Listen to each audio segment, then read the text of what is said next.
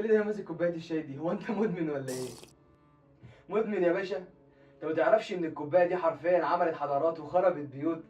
يعني انت عاوز تعرفني ان ورقه خضراء في ميه سخنه تبقى اكتر من السياسه؟ تعال احكي لك ان كوبايه الشاي دي بقت اهم من العزا واحلى من الغيبه. يا مساء الريحه الحلوه، يا مساء الورق الناشف اللي قلبه طري. اهلا بيكم في حلقه جديده. انا ابو ليكا، الشخص اللي هيحكي لك الحاجه اللي نفسك تعرفها. في ناس بتشرب الشاي لما تتوتر، وفي ناس بتتوتر لما تلاقي الشاي خلص. بس هل عمرك وقفت مع نفسك وسالت احنا ليه بنحب الشاي كده؟ ازاي ورقه خضراء متغرقه في ميه سخنه بقت اهم من الناس في العزا؟ تعالوا نحكي القصه. الشاي يا سيدي اتولد في الصين من حوالي كده 5000 سنه، والفضل في كده يرجع لامبراطور صيني اسمه شين نونج.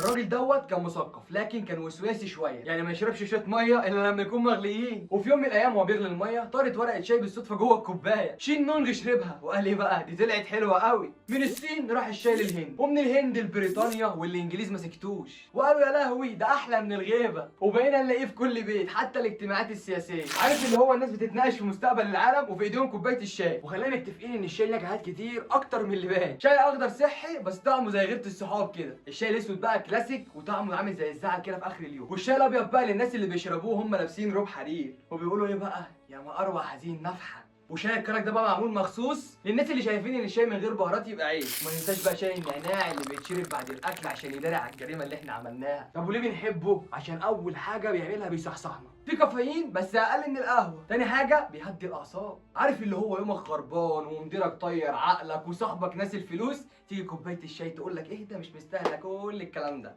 تالت حاجة ايه بقى؟ سهل التحضير، ما فيهوش وصفات معقدة، مية وشوية شاي والسلام. حطيت سكر تمام، ما حطيتش برضه تمام، لو حطيت لبن كلنا بنغلط يا صاحبي. بس خلينا نبقى صريحين، الشاي مش دايما ملاك، ولو شربت كتير الكافيين يقول لك انا هنا يا كبير، ممكن يسبب لك ارق ومحتاج تقول لك انا متضايقه. ولو بتشربه بعد الاكل على طول انت كده بتقفل امتصاص الحديد، وجسمك هيقول لك ايه، انت بتاكلني على الفاضي ولا ايه؟ ونصيحه، ما تشربوش مغلي قوي. الشاي المغلي بيأذي المعده والاسنان. بيدخل في مود ايه بقى يا صاحبي، انا مش هعدلك المره دي. وفي النهايه الشاي ده مش مجرد مشروب، الشاي موقف وشخصيه وحوار مفتوح مع الناس كلها. كوبايه الشاي دي بقى بتجمع اللي لا يجتمع. يعني يا صديقي تلاقي واحد زعلان وواحد فرحان بيشربوا نفس الكوبايه، وفي النهايه ما بين اول شفطه واخر نفس بخار الشاي بيقول لك ارتاح ولو حتى 5 دقايق. والدنيا مش مستاهله تجري من غير ما تعدل لك الغلايه. وفي النهايه كلامك مع عبد الله وليكم من كوبايه شاي، وما تنساش تعمل لايك وتفعل الجرس. شايف مظبوط يا صديقي ولا محتاج سكر؟